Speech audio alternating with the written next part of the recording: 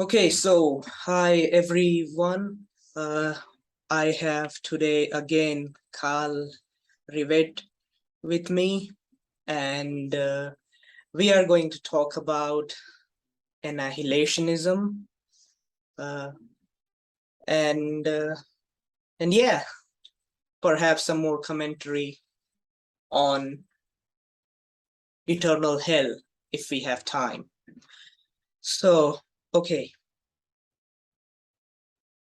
Yeah, well, Raja and I thought we would kind of take some time out and maybe critique a rival position. And I know that you dig up academic papers, so if we could ever find any about annihilationism, that would be interesting because what I'm going to offer is potentially a novel argument against annihilationism that will be more philosophical than biblical. So, just take it for what it's worth. Uh, and it kind of I call it the Hitler dilemma for annihilationism, but if we want to be pedantic or precise, then maybe it's technically a trilemma or a tetralemma. But it trades on this intuition that um, and I know there's all different forms of annihilationism, but if there was a form of annihilationism that said that the only afterlife for the wicked is no afterlife, then it would lead potentially to situations where, somebody as bad as Hitler gets the same fate as somebody who's just like a petty criminal, but they died without faith or without repenting, something like that. And, just to kind of strengthen the intuition here, you have Hitler, who's responsible for the death of tens of millions of people.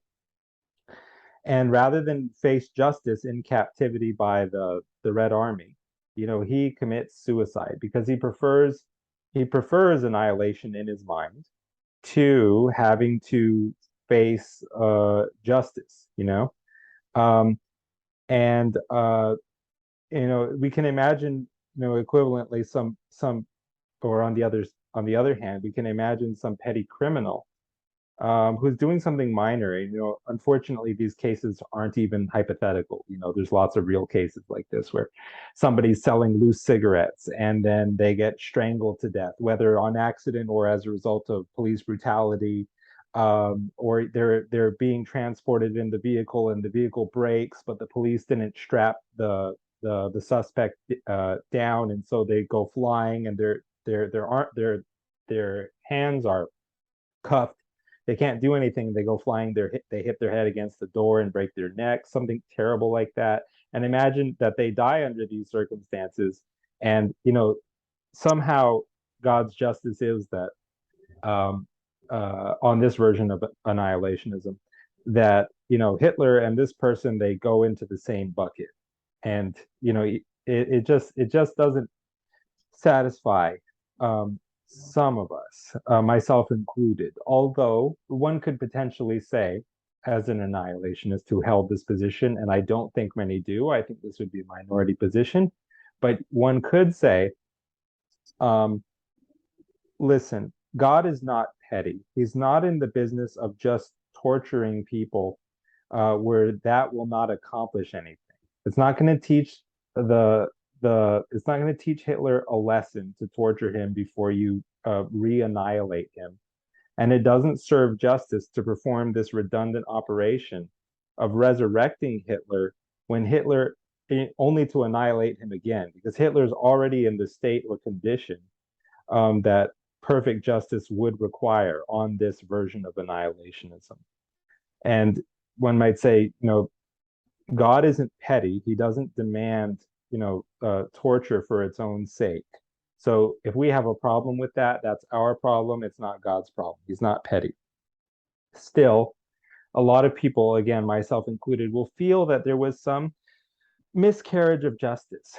If at the end of the day, somebody like Hitler and somebody like this petty criminal end up in the same bucket in terms of, shall we say, retributive justice.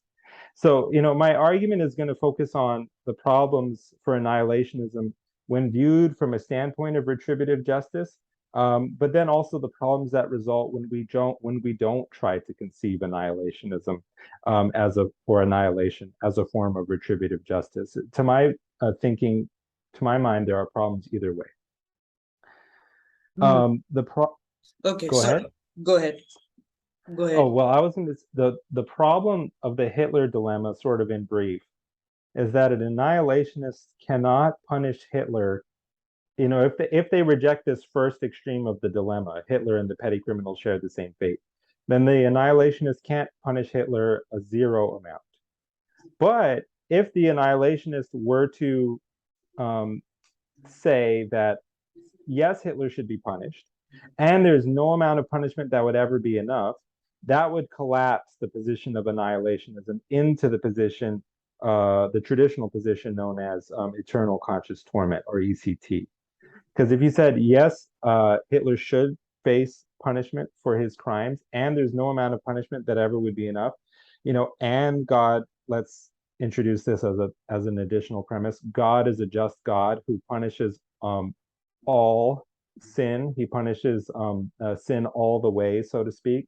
It's not that he stops short of the appropriate level of punishment for a person's sin.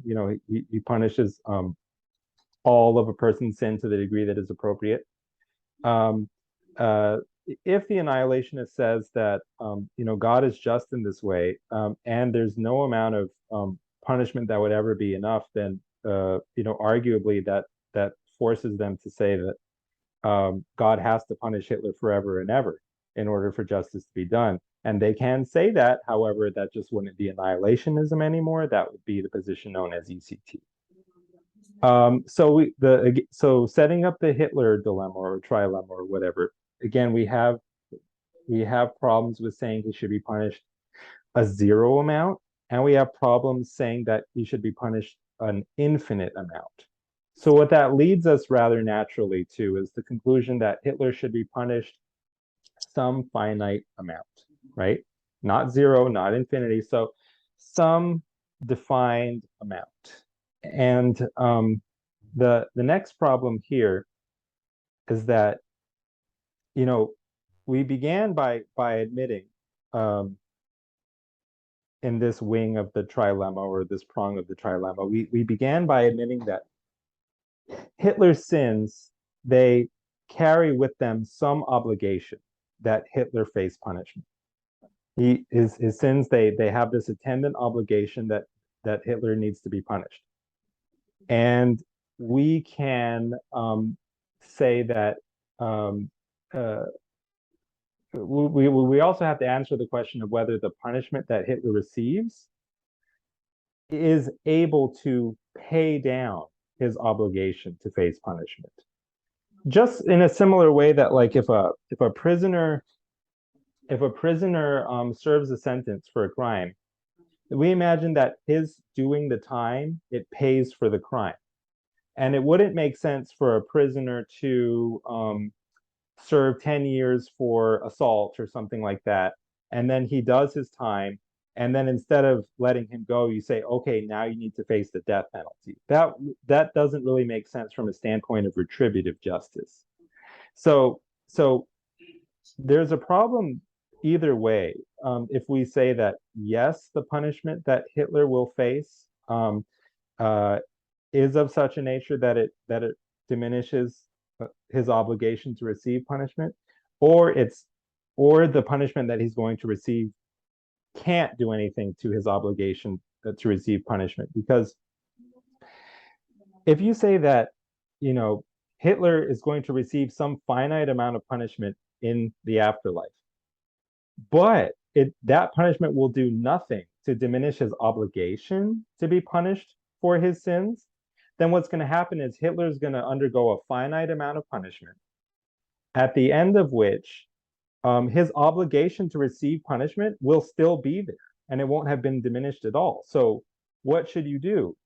Either, you're in the same position as before, where it's like Hitler has this obligation um, for his sins to receive punishment, but he doesn't receive the appropriate punishment for his sins, as in the first extreme of the dilemma. Or we say that he has to go into the torture chamber again and get punished again. But again, the punishment doesn't do anything to his obligation to receive punishment. And so this is just ECT with extra steps.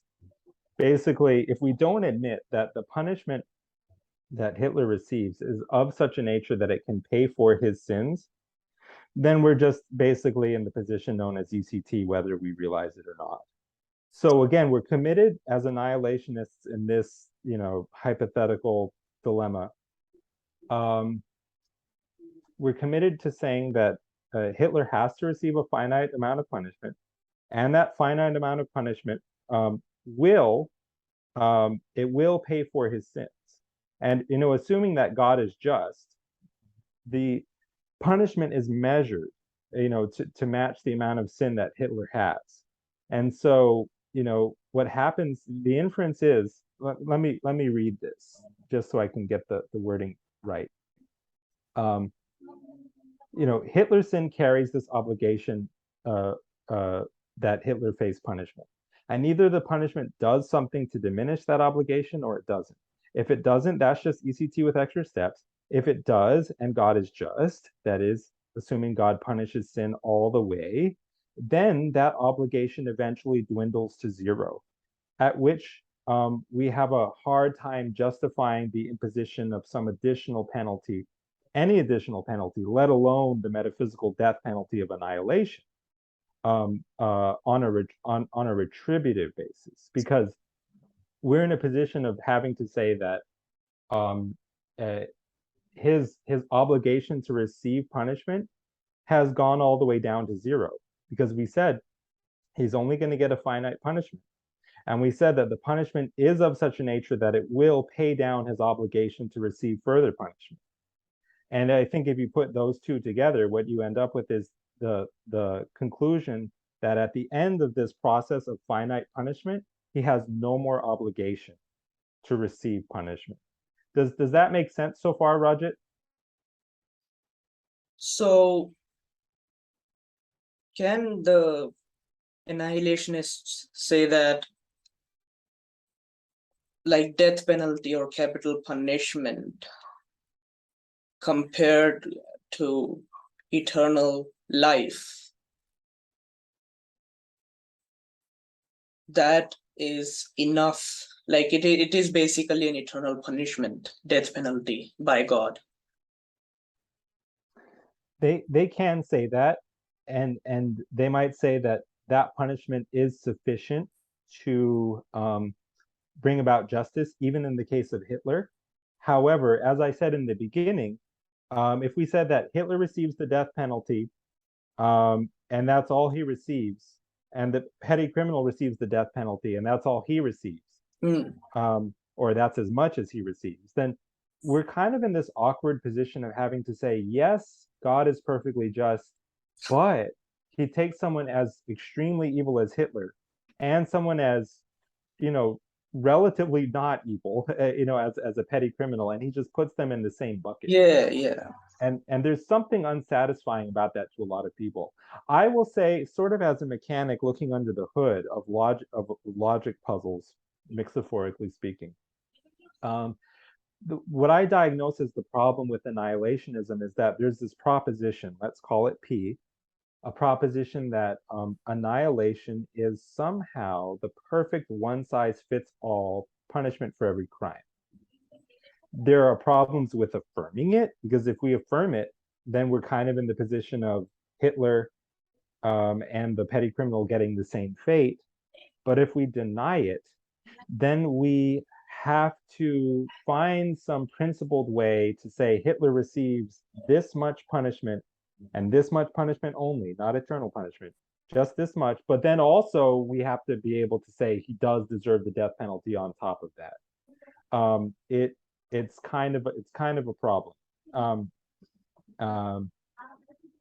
You can also ask something like, you can ask the annihilationists whether they believe the punishment due sin is infinite or finite, and there are going to be problems either way you take that.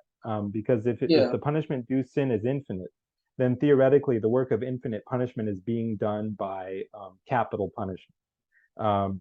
Because if he's punished for a finite amount of time, and then there's sort of infinite non-existence that capital punishment represents. It seems redundant to say that the infinite period of non-existence needs to be preceded by some finite amount of punishment, because it seems to imply that the infinite non-existence somehow wasn't infinite enough. And then, an annihilationist could say that annihilation isn't actually infinite punishment, it's finitude itself. And so to go talking about infinite finitude is kind of like talking about a squared circle. However, I would say this is infinite non-existence specifically, and the non-existence is here being conceived of as punishment. If it's infinite non-existence, it does stand to reason that it's an infinite punishment. And it is meaningful to talk about infinite non-existence because there's something that it can be distinguished from, namely finite non-existence. In other words, what is not being discussed here is the possibility that Hitler may be annihilated for a time and then brought back into existence. There's no clear way in which that would accomplish punishment. And there's no annihilationist who would affirm that Hitler is annihilated, but then comes back into existence for the rest of eternity. So there is a clear complement that infinite non-existence can be distinguished from, and the annihilationist is rejecting it. And so I think asking the question of whether sin is due an infinite amount of punishment or a finite amount further clarifies the sort of dilemma that the annihilationist is in with respect to the so-called Hitler dilemma. I think it ultimately leads to the conclusion that if Hitler's punishment, assuming he receives some conscious punishment in the afterlife, my dilemma leads to the conclusion that if that punishment is followed by annihilation, the basis on which annihilation is imposed is not retributive. You can find another reason for it. For example, the annihilationist could say that annihilation is not a death penalty. Annihilation is just what happens when an image bearer freely chooses to part ways with the infinite God, who alone is the source of life and existence, right? And so they're saying it's not God imposing the death penalty, it's Hitler freely choosing eternal separation from God, which means in the end that Hitler will be annihilated. One could argue that. Yeah. However, I think that this leads to problems as well, because you can ask whether the decision to choose one's own annihilation, you can ask whether that could ever be a fully informed decision.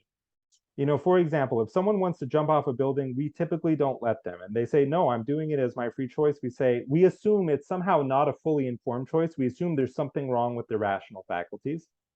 And so what I really mean by a fully informed choice is like somebody has all the information that they need in order to make the best decision possible for them. And so then the question that is raised by supposing that the decision to choose one's own annihilation could ever be a fully informed decision, the question that comes is, can it ever be in one's best interest to choose annihilation for oneself? Is there any meaningful sense one could make of the idea that non-existence is in one's own best interest? And not all annihilationists would be willing to say that. For me personally, I see very serious philosophical problems involved there, because it's like somehow non-existence is good, but it's not good for any existing person because the person no longer exists. And if you say something is good for no one, it's kind of like dividing by zero in a certain way. Like there are problems I mean, with that, and so people they have different intuitions on it. But at a minimum, the annihilationists would have a harder position condemning suicide from within the framework of Christian morality, because typically Christian morality and the moral permissibility of suicide do not go together. I'll just say that as a minimum. Sorry, go ahead. yeah, I mean, so someone could say like it is better states of affairs. It is a better state of affairs that someone is dead or something. So I mean, states of affairs can be good or bad too, I suppose. But I mean, why death though? Even if we are talking about states of affairs, right? If like 100 people hate some dude, they can just like tell him to go away, go live somewhere else for like a million years or something. So the thing with like I watched your discussion with Transfigured, by the way, and you talked about this in the last like 15 minutes, you know, uh, universalism versus annihilationism. And like the thing with annihilationism is that I think it's really, when I think about it, right, it's really unloving. It sounds strange to me, like in the sense that so God is loving, compassionate, kind, just, merciful. Before we discuss that, can I say something quickly about what you said earlier? Yeah, Because of course. you were talking about the idea that you were basically asking whether it could ever be good for someone to be permanently annihilated. And at this point, I think it's really important to make clear how do we mean that question? Because someone could say, yeah, it's good that Hitler be annihilated because why? He did a lot of evil things, and as a matter of retributive punishment, he should be annihilated. That would be justice.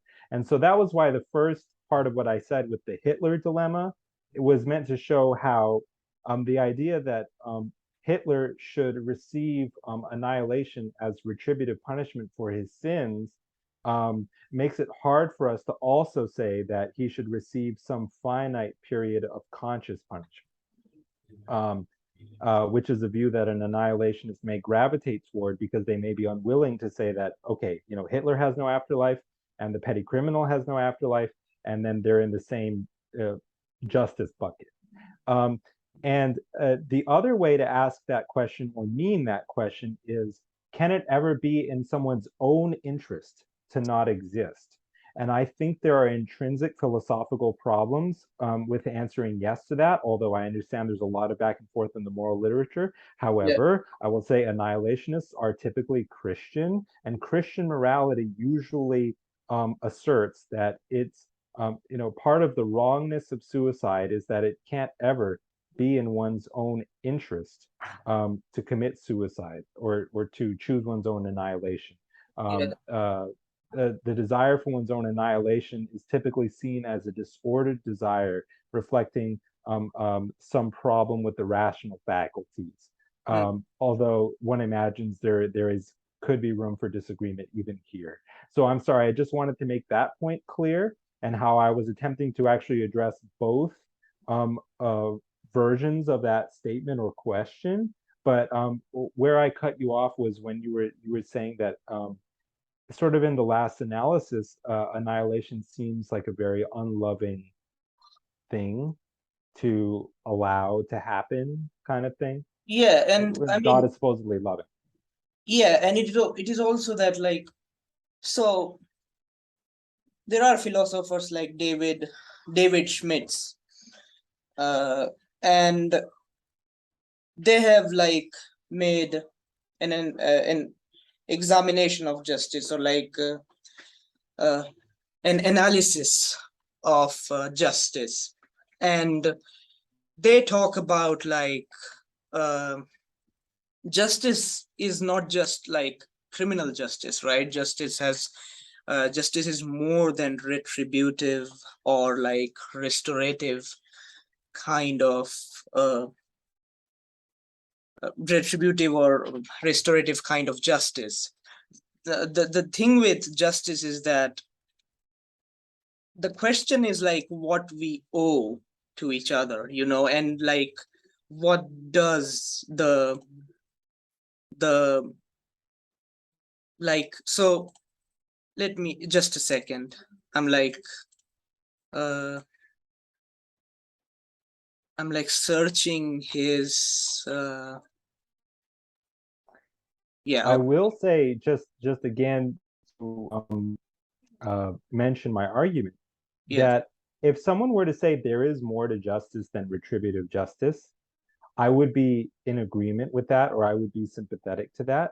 The point of my argument is that um, if it's difficult to find a retributive basis on which to justify annihilation, it's even harder to find a non-retributive basis on which to justify annihilation. For example, annihilation is not restorative justice, whatever it is.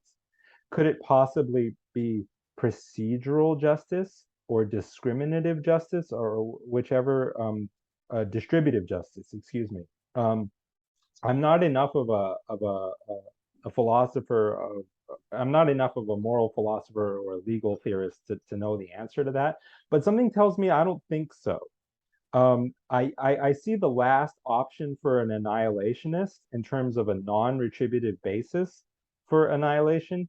Hmm. I think their last option is simply to deny that in the last analysis, our moral intuitions have anything to do with how or have any necessary relationship with how God behaves. They might say sometimes God does things that are, even horrifying and strange to us, and we just have to live with that. To which I have three counter objections briefly. The first is if that's the case, we have no explanation for where our moral intuitions come from because they don't actually track with how God behaves. And usually the existence of our moral intuitions is leveraged as an argument for the existence of God. Otherwise, the annihilationist would find himself in the same position as some natural philosopher who believes that our moral intuitions simply resolved as a response to our evolutionary environments, for example. And at the end of the day, they don't actually really track or relate with how God behaves. In which case, number two, I would ask, why are we calling God's behavior as concerns the fate of the wicked? Why are we calling it morality or justice at all? Because all of what we ordinarily mean by morality and justice is inextricably bound up with our moral intuitions. And so in that case, to call, if we allow that um, God's behavior has no necessary relationship with our moral intuitions, then for us to call what God does morality or justice seems just kind of a misuse of language. We should call it something else, perhaps divine idiosyncrasy, until we figure out, what's really causing him to behave the way that he does. If it's not pure randomness, it's not anything like the moral intuitions that we as human beings tend to have. Now, the third thing you might find this interesting, Rajat. Usually theists say that I would submit that if God is capable of anything, then it's possible that, for example, special revelation in the form of the Bible is actually full of lies, because God is potentially quite evil, and if we allow that He does things that seem strange or evil by our lights, then it's possible that He could have lied about Himself in the holy book that He inspired. And Yeah. usually the theist comes back here and says, I know God is not a liar because in his book about himself, God said he is not a liar. God says he's not a liar. However, this counter objection doesn't address the possibility that God could have been lying when he said he was not a liar. So it's to utterly uncouple and divorce our moral intuitions from the way God behaves and from God's nature leads to very, very serious problems. And again, there are possible counter responses to this, but I just wanted to make clear the stakes of what happens if we deny, for example, that God is in no way bound to behave in accordance with our moral intuitions. So I just wanted to kind of tie up the loose ends there and say, by way of conclusion, um, of my disjunctive argument, that it's hard to find a retributive basis for annihilationism, and it's hard to find the non-retributive one. And so it doesn't work retributively, it doesn't work non-retributively. And so the conclusion should be, I would submit, that annihilationism just doesn't work. QED. That's my little presentation. Yeah, I mean, denying intuitions, like moral intuitions, if you do that, then you basically get rid of one of the, like, currently Dustin Crummett is one philosopher who has argued like we have moral knowledge, and moral knowledge or moral experience is an argument in favor of God. If you deny that our intuitions track moral knowledge, then that's it. You have lost. And one very important argument. Remember, Dustin Crummett's argument is not William Lane Craig's argument about objective uh, morality. Dustin Crummett's argument is much more like, the claim itself is much more modest. It's talking about moral knowledge. It's not talking about objective morality. It's just talking about moral experience. And yeah, and I was also like talking about like David Schmidt's analysis of justice, and he talks about like Do you mean reciprocity. Joe Schmid? Joe Schmid? No, David Schmidt's. Oh, He okay. is I'm a sorry. Okay. different philosopher. Joe is like in the department of like philosophy of religion, and specifically in the models of God. I think David, I misheard you the first time. That's all. I just misheard you the okay, first time. yeah, David Schmitz is a philosopher who is in the department of political philosophy, and yeah, I think in normative ethics. So he talked about like there are four elements in justice: reciprocity, equality, need, and desert. So again, these are like pretty self-explanatory words, I suppose. These are pretty. Now he of course gives like deep exposition of these, like he explains them deeply. By the way, exposition means explanation, right? Or like elaboration. Right? Yeah, yeah, sorry, I mean, I'm not an native English speaker, so like I heard exposition one time and it. That's okay. I mean, your English is much better than my Hindi, for example. So Okay, it's cool. It's cool. Uh, so I should mention, by the way, like the meeting is going to end in like 3 minutes. I don't know why is that. Like perhaps, like it's maybe. because you're not using Zoom Pro. Yeah, So we're just gonna. Why don't we stop the recording yeah, and then do another meeting yeah, and then let me rip it on OBS. So let's stop. yeah. Okay.